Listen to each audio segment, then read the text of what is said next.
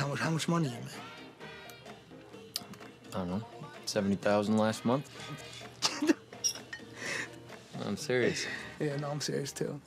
Seriously, how much money you make?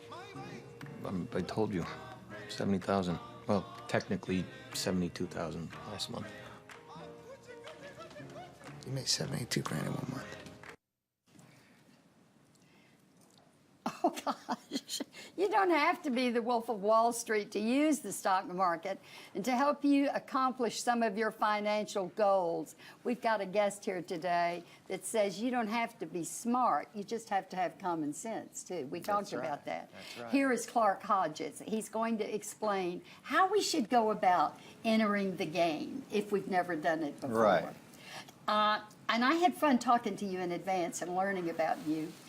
Your father has had this, your family has owned this company. Yes. And you were not going into it. Right. Okay, you were the third of 3 children, so you were going to take the road less traveled. Right. But you went into real estate and decided that you would go into the family business, Right. and you've done real well. Right. Glad I did. Very much so. So do you think that's kind of inherent in young people that grow up in a household where there is a company or their parents worked in something that you think, I want to be different? I think it depends on the child. I was a little bit more independent, and I kind of felt like, hey, that's Dad's deal. That's right. I want to do my own. But I came to the realization that being a team player and help building the family business, there's nothing wrong with that, and that's a great way to go through life. And that's really what I learned growing up. Here's what's interesting. With you building your family business, you are now in the business of helping other families Right. build their own business through the stock market. Right. But I don't know how to do that. So it scares me because I think I don't know much.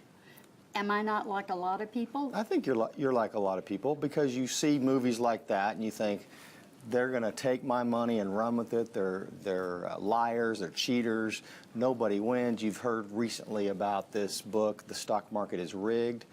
And, Yes. and that's the stuff that people hear because it's bad news and it sells, it's a headline maker, but it's not the reality. The reason you need to be in the stock market and not the bond market or any of these other investments is because you need to keep up with inflation.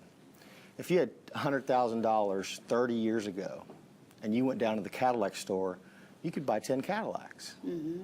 If you had that same $100,000, you could buy one. Well, I couldn't even buy one So unless you it was need, used. and most people don't realize, you need to keep up with inflation. And the bond market doesn't do that. But the stock market, traditionally, over time, history tells us it does. So when you go into the stock market, do you go in to make a fast buck? Get in, get out? No. You want to stay the distance. Right. And watch it grow. A trader and an investor, there's two totally different things. What's the difference? Well, an investor is like a Warren Buffett, okay? He buys and he holds and he buys companies and he knows the value of them, but he's not worried about what they're going to trade for tomorrow. He's worried about what they're going to trade for 5 and 6 years down the road. He's a billionaire many times over. I don't know one billionaire that's a trader. The traders want to get in, make a quick buck, and get out. And they're searching for money right now because you can't win in the stock market. It's very much like going to Vegas.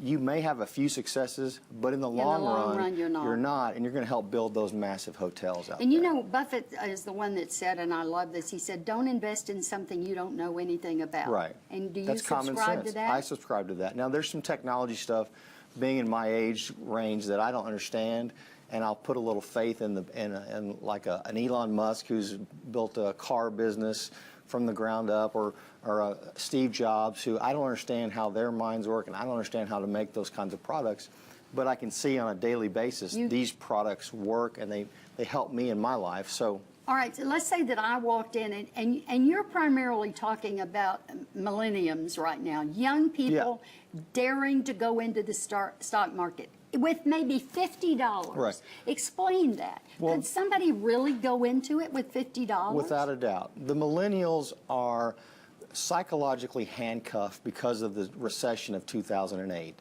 They probably saw their parents lose a lot of money in the stock market. They probably saw their parents lose their house. So they're sitting there thinking, I'm not doing that game. I'm not going to do the stock market. I'm not going to buy a house. And that's the wrong way to be. Very much like somebody who lived through That's the Great right. Depression. They were risk adverse their whole life That's after right. that. But with $50 a month, you can dollar cost average into any mutual fund. What do you mean dollar cost? Well, in other words, you're sending 50 a month and you're getting that 50 out of your hands into the mutual fund Yes. that you're investing in. And whether that fund's risen or gone down in value, you're buying $50 a month. And over time, you're lowering your cost, and your $50 that you don't miss every month You turns into don't a nice miss it. amount of money. You don't Right. miss it. Right. But it would add up if you did it every month. But then you're buying American companies. You're Yes. owning America, and that's the way to get wealthy. But so many people who don't know that with $50 they can do something like that, they're out buying, Starbucks and shoes and things like that. If they knew that $50 could really take care of their future in a lot of ways, they probably have a different mindset. It's something to think about, and you're probably feeling ready maybe to dabble in the stock market. Clark can help you make smart choices. I've talked to him a lot before we did this interview today, and we'll put you in touch with him. Just head to our website at thebroadcasttv.com and click on today's links. We've got more Table Talk next, and gosh knows, I don't know what it's going to be about, but it'll be something stimulating, I guarantee.